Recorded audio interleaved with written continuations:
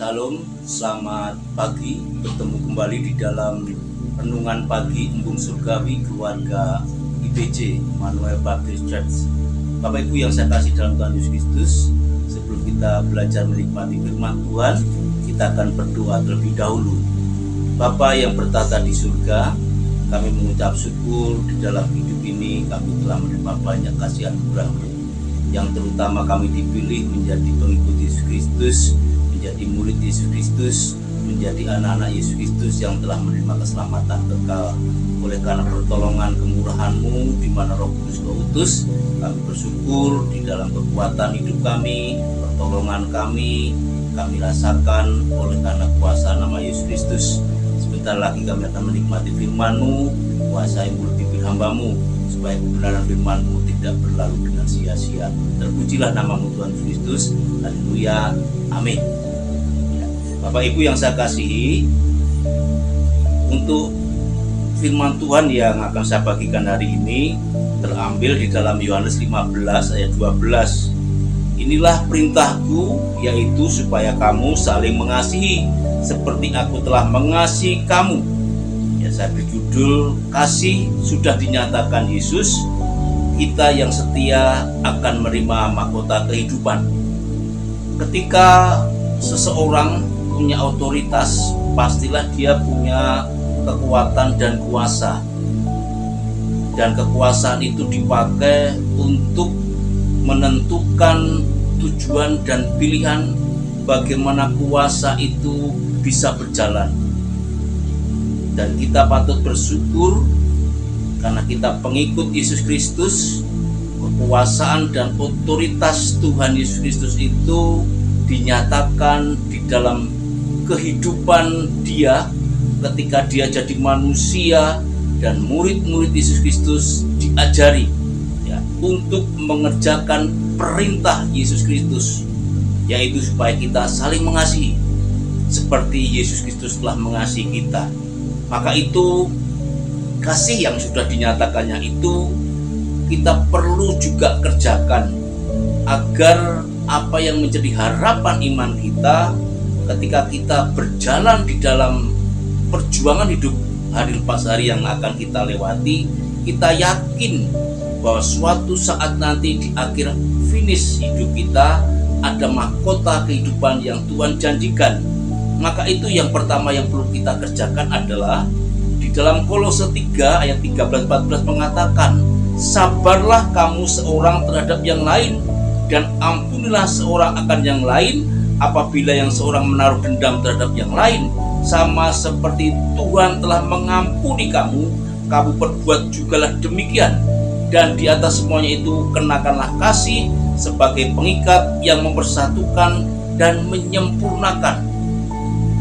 Proses frontal yang luar biasa yang diperbuat Paulus kepada jemaat di Kolose agar memiliki kesabaran satu dengan yang lainnya, agar memiliki hati untuk bisa mengampuni kepada orang lain seperti dia sudah alami, di mana dia musuh utama, lalu dijumpai Tuhan, diubah Tuhan, dan dipakai Tuhan Yesus Kristus untuk menyatakan kabar baik, untuk menyatakan kasih itu kepada orang-orang lain. Dan kasihnya itu yang Paulus rasakan merupakan perubahan yang menyempurnakan dia, supaya apa yang telah dikerjakan Yesus kepada Paulus dia lakukan bagi pekabaran Injil yang dia nyatakan kepada banyak hal, banyak orang.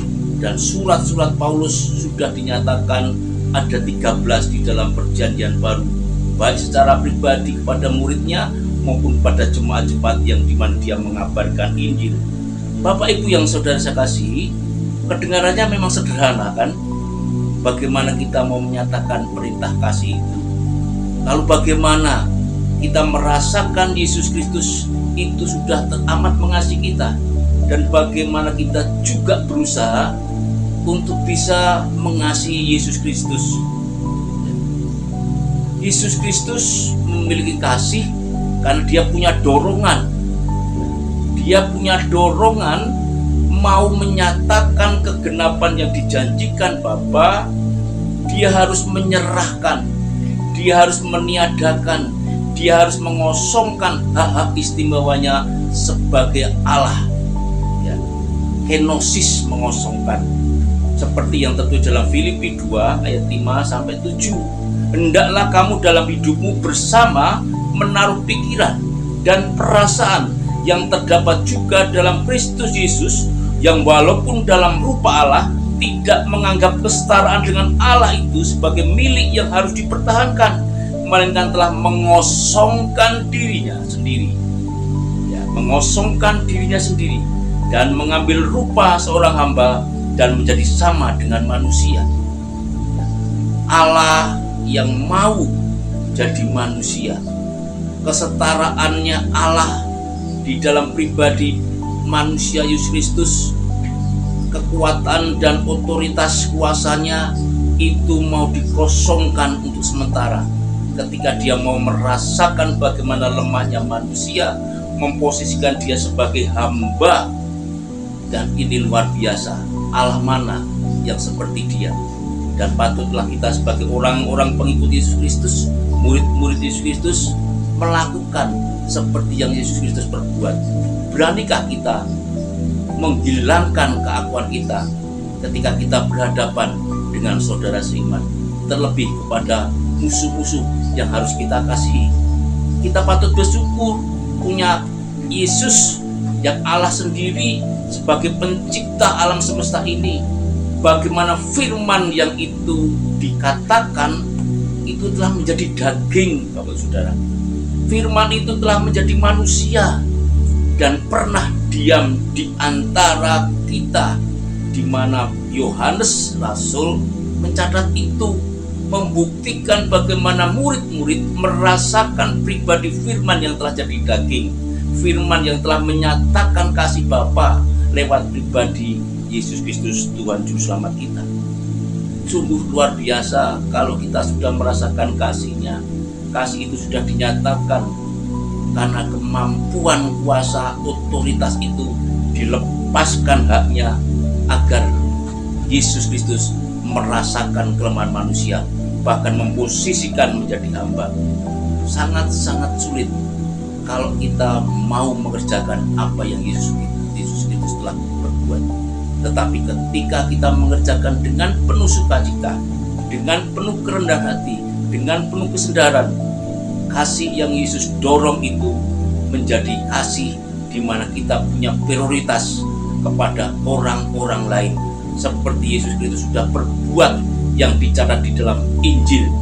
Bagaimana dia mau mendekati wanita yang ada di sumur Yakub, bagaimana dia menyembuhkan pria dengan penyakit kustanya, bagaimana dia memberikan jawaban pemulihan kepada perwira Romawi, pada pengemis buta sejak lahir. Banyak sekali catatan-catatan bagaimana belas kasihan Yesus Kristus itu dibentuk dalam kasih anugerah. Dan itu sangat luar biasa ketika kasih-Nya dinyatakan.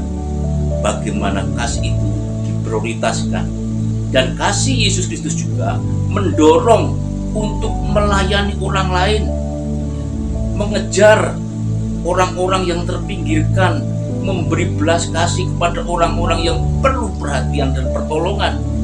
Bahkan sampai akhirnya pun kasih itu harus disempurnakan lewat pengorbanannya di kayu salib. Kasih yang mendorong Yesus Kristus untuk mencurahkan rahmat-Nya. Ya, Lukas mencatat, Bapak Saudara, dalam Lukas 4 ayat 18-19, Roh Tuhan ada padaku, oleh sebab Ia telah mengurapi aku untuk menyampaikan kabar baik kepada orang-orang miskin, dan Ia telah mengutus aku untuk memberitakan pembebasan kepada orang-orang tawanan dan penglihatan bagi orang-orang buta, untuk membebaskan orang-orang yang tertindas, untuk memberitakan tahun rahmat Tuhan telah datang. Kasih yang sudah dinyatakan Yesus Kristus itu bagi orang-orang yang mau menerima dan percaya, itulah rahmat Tuhan yang telah ditebarkan, yang telah disampaikan dan dinyatakan lewat pribadi Yesus Kristus. Kalau kita merasakan kasih-Nya yang sudah dinyatakan, selayaknya lah kita bersuka cita karena kita yang dulu hidup gelap, kita sudah berjumpa dengan Sang Terang hidup. Maka itu Bapak Saudara, jika kita sudah yakin tentang bagaimana mengasihi Yesus Kristus, bagaimana kita mewujudkannya melewat mengasihi orang lain, marilah kita fokus sentral satu-satunya, memandang keteladanan Yesus Kristus yang utama. Dia hidup tanpa pamrih, dia memprioritaskan orang lain, dia mau melayani sampai mati. Dan itu luar biasa ketika kita merasakan kesempurnaan kasih Yesus Kristus. Oleh karena itu Bapak Saudara, di akhir pelajaran hari ini saya mencatat bagaimana kasih yang sudah dinyatakan itu, kita yang percaya punya janji mahkota kehidupan. Ya, harapan iman kita memang tertuju kepada janji Yesus Kristus. Ya. Yakobus 1 ayat 12. Ya, sebagai pegangan iman kita bahwa kasih Yesus Kristus sudah dinyatakan dan kita yang setia akan beroleh mahkota kehidupan. Yakobus 1:12.